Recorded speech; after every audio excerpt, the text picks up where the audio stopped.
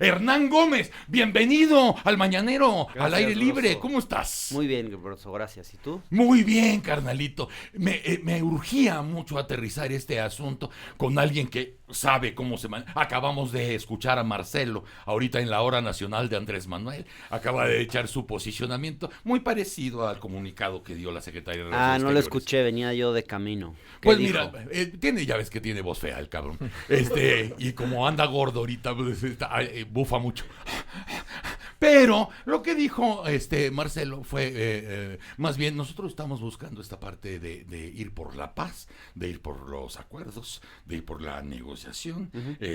Hablamos con los amigos uruguayos, que tienen un pensamiento muy afín. Estamos también con las Naciones Unidas, también muy en este espacio. Con España, Portugal. Con ¿no? España, Portugal. Que son los países que están buscando acercar Exacto. posiciones y lograr una salida negociada. ¿Cómo viste lo de ayer? ¿Cómo sientes a la gente? ¿Qué es lo que se te hace más razonable? ¿Qué es lo que se te hace fuera de control? No, lo primero es que me llama mucho la atención las pasiones que despierta el tema Venezuela, incluso en gente que no ha seguido bien los acontecimientos en Venezuela, que no sabe cómo está la situación.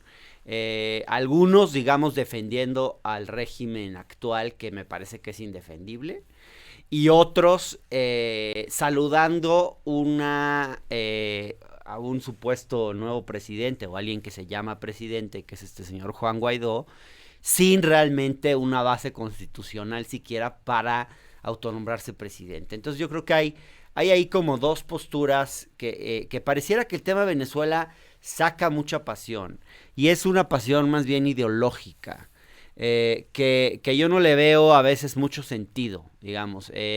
La derecha mexicana pareciera que cuando se habla de Venezuela son los mayores defensores de la libertad en México y en el mundo.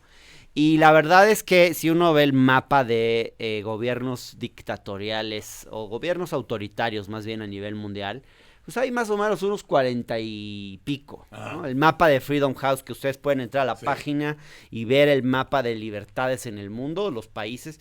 Y hay países que tienen un ranking, digamos, de autoritarismo mucho más alto que el de Venezuela. Países incluso con los que tenemos relaciones diplomáticas normales, a los que hemos condecorado, por ejemplo, el régimen de Arabia Saudita, claro. China, Turquía. Hay muchos países que son autoritarismos mucho peores que el venezolano, pero pareciera que con Venezuela nos pasa algo como muy particular. Además de que tenemos que hacer una primera limpia de todo este panorama, porque desgraciadamente, y no solamente lo vemos con el tema de Venezuela, sino lo vemos en general, incluso con lo de la última explosión tristísima allá en Hidalgo, sirve para lucrar políticamente. Claro. O sea, primero hay que hacer esa limpia porque te sirve perfectamente para darle chingadazos al gobierno de Andrés Manuel López Obrador o a la gente cercana a Andrés Manuel López Obrador, y la otra parte sirve para ponerle cojines y ponerle comodidad a la otra parte del espectro mexicano. Exacto. Entonces, ¿qué es lo? A ver, yo creo que lo que hay que preguntarse es ¿qué es lo que nos importa? ¿El pueblo venezolano o hacer arenga política hacia la disputa interna, digamos? Porque esto mismo que pasa en México, ¿no? De usar a Maduro y en su momento a Chávez para pegarle a la izquierda y a López Obrador, pasa también en Brasil con Bolsonaro, pasa muy claramente en Colombia con Duque, pasa en Argentina con Macri. Entonces Venezuela es un tema de política interna en muchos de estos países. Sí. Entonces, ¿será que realmente les importa a Venezuela y la situación de los venezolanos y de los derechos humanos de Venezuela? ¿O les importa cómo sacan tajada política? Por eso decía que era importante limpiar esa parte primero, porque esa es evidente. Ya ayer llegó a ser hasta vulgar. Sino lo importante, el pueblo venezolano, que es el que nos debe importar, ese asunto, ¿qué tan cerca o qué tan lejos está de pasar algo bueno en Venezuela? ¿Y cuál sería lo bueno si es cierto que todavía no ha pasado? Sí, déjame intentar dar un cuadro de un poco de cómo han sido la situación política en Venezuela en los últimos años, porque quizás esto ayuda a comprender un poco qué es lo que está sucediendo. Digamos que el régimen chavista, cuando Hugo Chávez estaba vivo, Era un régimen que uno podía, digamos, tener sus reservas sobre qué tan democrático era, porque no se respetaba la separación de poderes, etcétera. Pero en general siempre hubo elecciones libres y democráticas. Entonces, por lo menos el principio básico de la democracia estaba ahí. O sea, el gobierno se sostenía con elecciones y además fue a muchas elecciones, plebiscitos de todo tipo. Muere Hugo Chávez. Sí. Y ya el barril de petróleo está cayendo, coincide, ¿no? La muerte de Hugo Chávez con la caída del barril de petróleo. Maduro aparece ya desde un inicio como un gobernante muy poco popular. Sí. Gana una primera elección ya de forma y comparado cuestionable. con Chávez, con muy pocas luces, ¿no? Con muy pocas luces, sí, coincido. Con muy poca capacidad política y bueno. Cuando muere Chávez y toma posesión Maduro, gana una elección, decía yo, con muy dudosa, digamos, ya cuestionable la elección, pero el momento, digamos, el parteaguas importante es 2016, me parece que es cuando el régimen pierde la mayoría en el legislativo. Ajá, claro. Pierde la mayoría. A partir de ese momento, en vez de aceptar el veredicto de las urnas, el régimen se dedica a obstaculizar al legislativo, a desacatar, digamos, a su autoridad. Y a desconocerlo. A desconocerlo, usando al Poder Judicial que tiene controlado. Sí. ¿No? Entonces, a partir de ese momento, inicia una disputa muy fuerte, una crisis, digamos, de gobernabilidad en el país, donde los distintos poderes se desconocen mutuamente. Y entonces lo que hace Maduro es decir, pues ¿saben qué? Como la situación está tan fea, hay que llamar a una asamblea constituyente. Entonces hace una asamblea constituyente con reglas democráticas a modo, claro, impidiendo que la oposición participe. Parte de la oposición ni siquiera quiere participar en el proceso. A partir de ese momento ya hubiera sido bueno o era lícito, era legítimo condenar, ¿no? Ya, desde ese momento cuando ya desconoces al Congreso, donde amañas todo, ¿no? Yo creo que sí, pero la verdad es que la comunidad internacional solo le ha puesto atención a Venezuela ahora que hay una crisis migratoria muy fuerte, ¿no? 3 millones de... O sea, no conocíamos episodios, digamos, de crisis migratoria en la región como en mucho tiempo. Sí. O sea, yo que tenga memoria no ha habido jamás algo semejante en América Latina. Y ahora, pues claro que esto genera preocupación. Pero entonces, en el momento en el que se da esta situación, pues esta asamblea constituyente empieza a hacer las veces del legislativo, pero sigue existiendo el legislativo anterior. Entonces, una cosa esquizofrénica donde hay como dos poderes legislativos. Y uno de ellos la asamblea constituyente en realidad nunca redacta una nueva constitución, a lo que se dedica es a hacer como el segundo poder legislativo en el que Maduro acompaña el pandero del presidente, ¿no? Algo así, exactamente. Pero bueno, ahora hay una elección en marzo de este año, Maduro se reelige. Obviamente un proceso muy cuestionable, donde además ya en las elecciones municipales anteriores se venía cerrando la posibilidad de que la oposición participara con reglas hechas a modo, etcétera. Y entonces lo que sucede ahora es esto, ¿no? Maduro queda en la presidencia, toma posesión, pero entonces que se hace una interpretación, o sea, ya Maduro venía violando la Constitución muchas veces, pero ahora lo que hace la oposición es que en el fondo pues también está violando se está haciendo una interpretación totalmente a modo de la Constitución, porque para que Guaidó, que es el presidente de la Asamblea Legislativa electa en 2016, pudiera tomar posesión, tendría que haber una falta absoluta del presidente. No hay en este momento una falta absoluta del presidente, o sea, que el presidente no pudiera tomar posesión o que no estuviera imposibilitado y entonces sí asumiría el presidente de la Asamblea Legislativa. No ese es el caso. Entonces, cada quien está leyendo la Constitución como se le da la gana, ¿no? La verdad es que en este sentido ninguno de los bandos se puede defender. Y ante esta situación, Donald Trump se precipita a reconocer al régimen de Guaidó. Ahora, fíjate. No al régimen, a este señor Guaidó que apareció de un día para otro. Fíjate qué útil es platicar, porque aquí nos has platicado muy claramente todos los antecedentes, todo lo que precede a lo que sucede al día de ayer.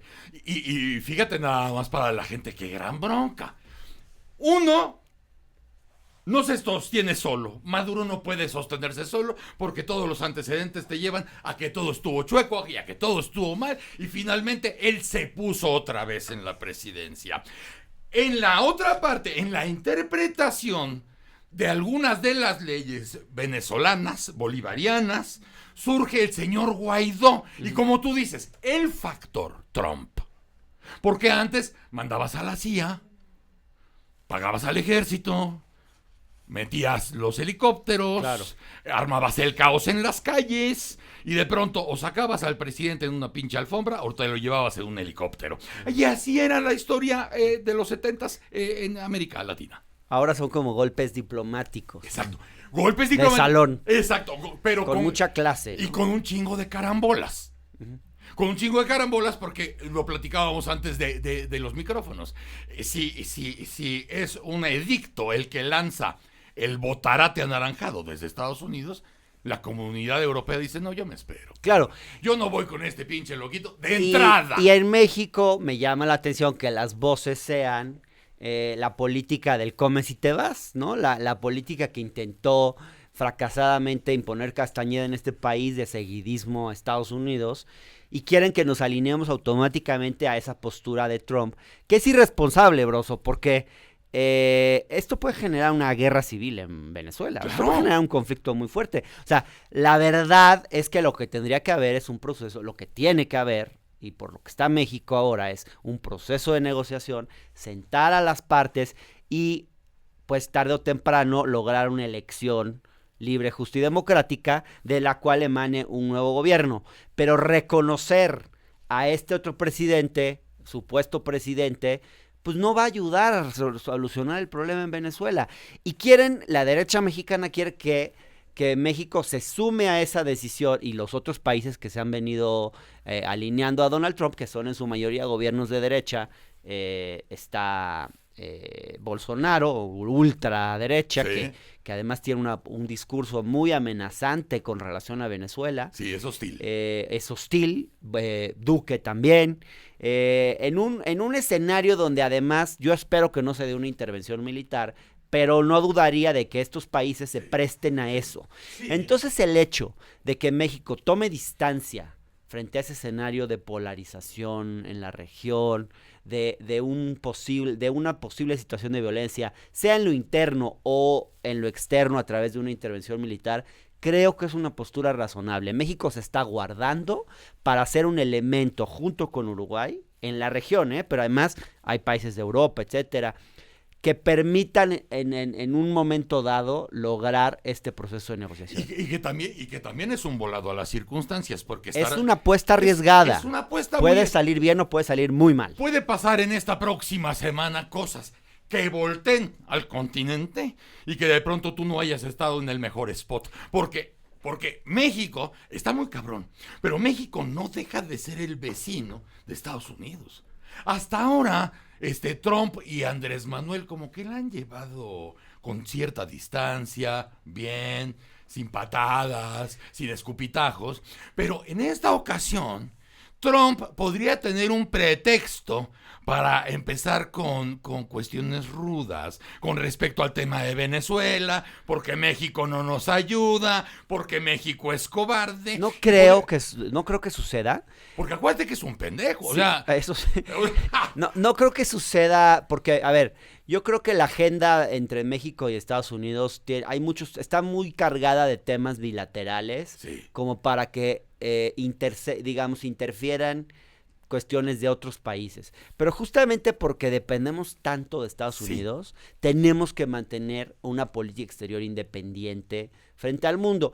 Yo sí creo que la postura que está asumiendo el gobierno de México, sé que es difícil de entender, sé que quisiéramos una condena enérgica a Maduro, y yo te puedo decir que no simpatizo en absoluto con el régimen de Maduro, que me parece impresentable, que me parece penoso que Fernández Noroña vaya a Venezuela a la toma de postura de Maduro y a la deposición de Maduro y celebre ese régimen, que me parece penoso que uno que otro cuadro de Morena también lo festeje o en su momento lo haya festejado. Creo que esto no es bueno, no ayuda, pero tampoco creo que una postura como la que están asumiendo Brasil, Colombia, Estados Unidos sirva para solucionar el drama que están viviendo los venezolanos. No lo va a solucionar, lo va a enrarecer y lo va a entorpecer aún más. No estás viviendo el momento con el asunto Venezuela, tu crisis intelectual con la emocional. ¿Cómo? Si no estás padeciendo una crisis intelectual junto Espero con una que no. crisis emocional, porque intelectualmente nos has explicado profesionalmente la situación de descomposición de Venezuela desde la muerte de Chávez. Uh-huh. Y todo lo que va sucediendo, pues es una secuencia lógica. Es una secuencia impecable. Uh-huh. Impecable de caída al abismo. Por otro lado, muestras los intereses de los Estados Unidos con su poder y posible influencia en todas estas cuestiones. Y en medio de todo esto estamos nosotros. ¿Estás bien consciente de la chinga que se lleva el pueblo venezolano? Que pase lo que pase, serán los paganos de lo que suceda, para bien o para mal. Pero todos esos procesos contienen dolor. No, sin duda. Todos contienen dolor. Y de pronto, emocional, aquí viene la crisis emocional intelectual. ¿Por qué entonces, si no estás de acuerdo con un tipo como Maduro, si no te gusta que la gente de la 4T esté dando visitas y mande fotos? Son casos aislados, y tenga, ¿no? por lo menos 2 o 3 sufren selfies con orgasmo incluido, porque están junto al líder, junto al compañero, al camarada, al hermano presidente. Si esto realmente no te cae bien o no crees que es lo correcto para gente que además tiene responsabilidades aquí muy fuertes y muy grandes, ¿por qué tener esta política que finalmente ni siquiera es la doctrina Estrada? Porque esa es de los años 30, cabrón. O sea, era otro país y era otro mundo. Pero la doctrina Estrada te puede servir para tener este tipo de postura que puede adivinarse hasta tibia, ¿no? Para decir, no es con el pueblo venezolano, porque el pueblo venezolano tenemos que apostarle todos. No, el gobierno, representado en este caso por el señor Maduro, que tú nos explicaste, pues tiene esa presidencia robada. Hay como 2 discursos, ¿no? Hay el discurso de incluso de algunos cuadros de Morena que no necesariamente, que no respaldan el régimen de Maduro, pero que han hecho un discurso que a mí no me gusta mucho, como por ejemplo, tenemos temas más importantes de qué preocuparnos, primero estamos nosotros, o hay que ser ejemplo de derechos humanos en México antes de querer que es más capote, ser ejemplo, ¿no? fuera. Que a mí no me gusta, ¿no? Es la lógica esta de la mejor política exterior es una buena política interior, que yo no comparto porque creo que la política exterior tiene una dimensión propia y uno puede luchar por los derechos humanos dentro y fuera simultáneamente, pues sí, ¿no? Pero entonces este discurso para mí no es el bueno, digamos. Yo creo que el discurso bueno es el de la Cancillería. Y yo creo que los pronunciamientos de la Cancillería son impecables. O sea, el pronunciamiento de la Cancillería mexicana en Lima a mí sí me representa. Los pronunciamientos de ayer con Uruguay. ¿No son momentos distintos? Porque por el grupo de Lima, por ejemplo. Lo que pasa es que el discurso... ¿Te subes con el grupo o no te subes por el grupo? Y entonces Ajá. México dice, no, yo no voy con el, yo no voy con el grupo. Yo no voy con el grupo, yo me la llevo aparte. Yo no me llevo con los de la cuadra, ¿no? Y la cuadra está dirigida desde la OEA y la OEA desde Washington. Uh-huh. Ahí está como más claro el asunto de decir, yo no me junto ahorita con ustedes. A lo mejor en otra ocasión y para otra cosa, ahorita no. Eso, pero el momento de ahora tiene que ver con lo que puede desatarse en Venezuela hoy. Claro. O al rato. Claro. Y ahí tú tendrías, ahí viene lo de la apuesta y lo de que viene con lo de la crisis intelectual y emocional. Si se desata lo que no queremos que suceda, si empieza la pinche carnicería, que podría ser una de las posibilidades, que realmente empieces a ver las inversiones en dólares en las calles, haciendo lo que debe hacerse cuando hay que suscitar lo que se necesita. ¿Nosotros dónde? Claro. Y bueno, ahí justo lo que creo es que la postura que está asumiendo México es inteligente, Broso, porque lo va a habilitar como un posible mediador. O sea, en el momento en el que la situación... ¿Entre quién y quién? primero entre las partes venezolanas y luego con la comunidad internacional. Porque acuérdate que en esos momentos, y ya tenemos escuela en eso, tenemos historia, en esos momentos donde se empieza a dar la violencia, es muy posible que el finísimo caballero Maduro tome un avión y se vaya a Turquía, cabrón.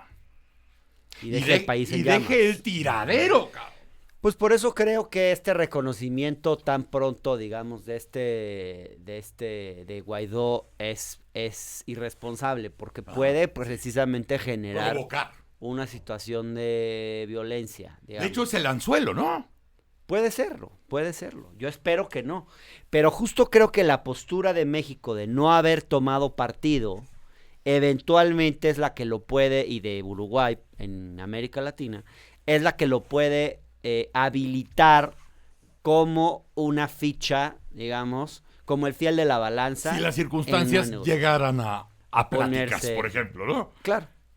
O sea, yo creo que México es un actor que podría ser visto con confianza por distintas partes. Sí, porque precisamente porque no ha asumido una postura por un bando o por otro. Sí, o sea, esto que dicen de que no asumir postura es asumir postura, yo no lo comparto. O sea, yo veo que lo están diciendo mucho, pero yo no lo comparto. O sea, no lo veo de esa manera. Es que finalmente así funciona en la vida. O sea, aunque no digas que estás haciendo el misionero, estás ahí montado, cabrón. O sea, finalmente... En política exterior yo creo que las cosas son más complejas, ¿eh? Pero tenemos la historia universal, Hernán. La vida y la política exterior no son iguales, pero bueno. Pero fíjate que acaba siendo vida, ¿eh? O si no muerte. Eso sí. Porque a final de cuentas, y tú lo acabas de decir, si todo se va dirimiendo en una mesa de plática, si se va dirimiendo en la posibilidad de juntar a las partes, México tiene el lugar ideal. Uh-huh. Porque no se montó. Exacto. No se montó en una de las partes. Exactamente. Pero si no se dirimiera así, entonces se le va a llamar a cuentas históricamente de una tragedia que no queremos que se dé. Pero ¿qué podría darse? A México no le toca, perdón, a México no le toca interpretar la Constitución venezolana. No, o sea, para nada. Si Donald Trump cree que tiene el derecho de leer el artículo 233 en esta confusísima situación que vive Venezuela y sacar sus propias conclusiones y decir cómo se llama el nuevo presidente de Venezuela, perdón, pero eso es injerencismo. Claro. Ya ni siquiera estás hablando del principio de no intervención en nada. Es injerencismo abierto. Como lo hacen los sheriffes americanos de todas las épocas. Y entonces el hecho de que... Como Ucrania, como Siria, por ejemplo, como Libia. Ajá, y digo, qué bueno que hablas de otros países, porque ayer me acordaba de cómo se desencadenó la guerra de los Balcanes. Sí. Y uno de los factores, los analistas, yo no soy experto en ese tema, pero lo que te dicen los analistas es que el reconocimiento que hizo la entonces Comunidad Económica Europea de la independencia de Croacia y de Eslovenia tan pronto fue uno de los factores que desencadenaron una de las peores guerras civiles de los últimos años. Entonces, y la fragmentación del país y etcétera, ¿no? De los Balcanes. Entonces, yo sé que es una situación diferente. Sí. Ahí estamos hablando de independencias y de secesiones. Pero es parecido. Todo esto. Sí. Pero creo que hay que cuidar el reconocimiento de un gobierno y no hacerlo de forma premeditada, porque efectivamente se puede desatar un conflicto muy serio. Sí. Y además esto, digamos, un conflicto en Venezuela afecta a todos los países de la región. Claro. Nos va a afectar a nosotros, o sea, la situación de la crisis migratoria que vive Venezuela es muy fuerte y se puede agravar. Y fíjate que además hay un asunto que tendremos que arrastrar porque es parte de nuestra genética política. México ha sido líder de Latinoamérica mucho tiempo. Pues hace mucho, dejó de serlo, sí. Pero es parte de la genética. Sí. La personalidad del país. La mejor personalidad de México. No obstante tuvieras presidentes rateros, ojetes, cabrones, pillos, redomados, lo que tú quieras. La mejor personalidad era la parte exterior. Sí. La parte de abrir las puertas cuando viene la gente que la están madreando, cuando los perseguidos políticos, puertas abiertas para toda esa gente. Ni se chistaba. Llámese Cuba, llámese Chile, el país, España, lo que tú me digas. más allá de lo que somos y de lo que no estamos de acuerdo adentro, la puerta siempre se abre para la gente que lo necesita y para tener una postura como la de Lázaro Cárdenas, que hoy está muy utilizado, no solamente para la reforma eléctrica, la reforma eléctrica, el combate al robo de combustible, la reforma energética, el combate al huachicol. También ahorita es cuando, aquí es donde debería entrar Lázaro. Ajá. Aquí. No en el pinche huachicol ni en la pinche reforma. De estar lucrando con lo que verdaderamente sí tenemos de personalidad. Esa personalidad. De decir, yo pinto mi raya. ¿Por qué? Porque sí, cabrón. Porque con la gente no se mete uno. Aunque aquí nos lleve la chingada. Como siempre nos ha llevado la chingada. Desde luego es parte también de nuestra tradición. Nos tiene que llevar la chingada. Desde luego. Pero también esa otra parte de personalidad que sí tuvimos ante el mundo, Hernán. Sí, claro. La tuvimos y creo que la vamos cargando y creo que también es un poco del dolor que se siente hoy. De no tener esta posibilidad de decir, hermanos, estamos con ustedes y chingue su madre. Estamos con ustedes. A ver, estamos con los venezolanos, ¿no? Con el pueblo venezolano. Estamos con el pueblo venezolano porque además hay gran cantidad de venezolanos en México. Tengo muchos amigos venezolanos. México ha dado asilo político y refugio a una gran cantidad de venezolanos que han llegado. Las solicitudes, yo he visto las cifras de los años pasados de solicitudes de asilo, prácticamente se han aprobado todas, no así, por ejemplo, con nuestros hermanos hondureños o guatemaltecos que vienen huyendo de la violencia. Yo quisiera que con ellos también tuviéramos esa apertura, pero este no es el tema. O sea, sí creo que hemos sido solidarios con el pueblo venezolano. Yo espero que lo sigamos siendo, que los recibamos en esta tradición de México, ¿sí? Asilo. Pero ¿sabes qué siento?